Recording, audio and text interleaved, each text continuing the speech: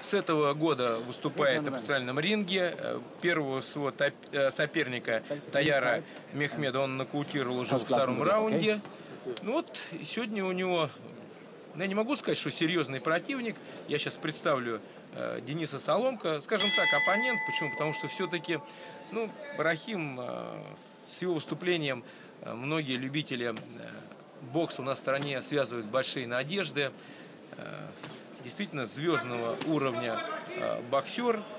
Ну, Денис Соломка, вот если Рахиму Чехиеву 26 лет, то его противнику из Беларуси 29 лет. 30 боев он провел на ринге.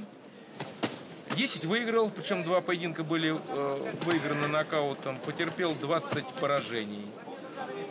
Сегодня посмотрим, насколько в бою силен Рахим Чехиев.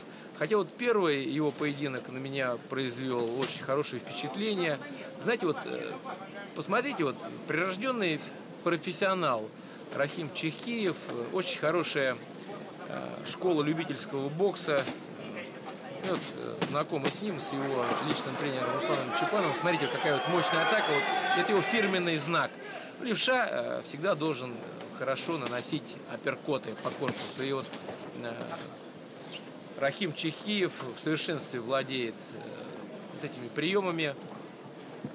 Очень, смотрите, экономен в бою. Не совершает лишних движений. Уверен в себе. Смотрите на него одно заглядение. Мы вот помним его блестящее выступление на Олимпийских играх в Пекине. Там он имел подавляющее преимущество над своими соперниками. Взял реванш у итальянца, которому проиграл на чемпионате мира в Чикаго за год до этого. Ну и вот принято решение начать профессиональную карьеру в Германии. Интересно этот вес. В этом весе надо уметь бить, иметь хорошую подготовку, физическую, техническую. Да в любом весе, если ты ставишь перед собой большие задачи, это такие банальные истины. Поэтому вот, посмотрим, насколько вот, хорош. Не самому интересно посмотреть, но я думаю, будет прибавлять от боя к бою Рахим Чехиев. Let me go. Здесь задача у Дениса Соломка стоит довольно трудная. Наверняка знает, кто такой Чехиев, его ударную мощь. Ну, с другой стороны, опыт. Смотрите, с 2001 года Соломка выступает на профессиональном ринге. Ну, я бы не сказал, что уж очень успешно, но тем не менее хороший оппонент для второго боя. Но заканчивается первый раунд. Первый раунд проходит при подавляющем преимуществе Рахима Чехиева.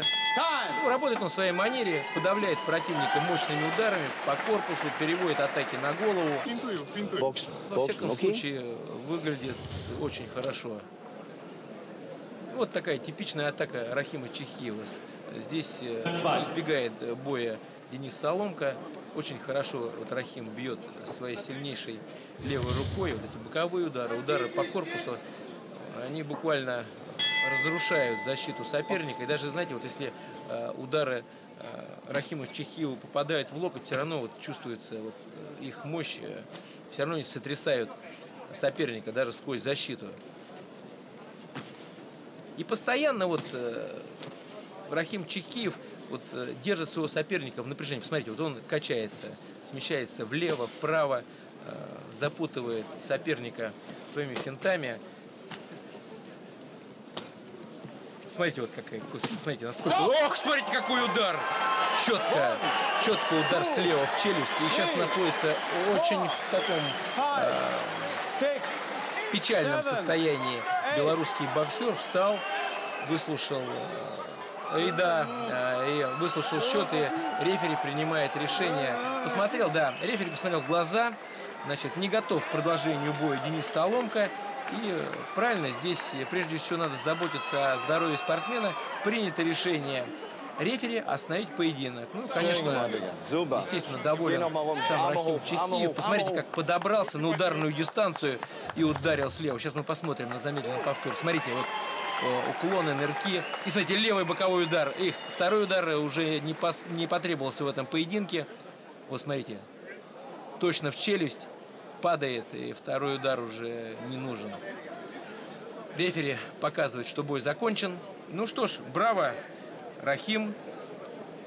Мы желаем ему продолжать успешно дальше свою карьеру на профессиональном ринге. Но я надеюсь, он порадует российских любителей бокса своими новыми, яркими, длительными победами.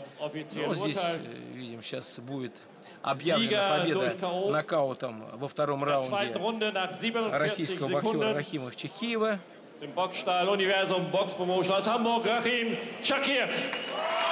Поздравляем его, желаем успехов на профессиональном ринге.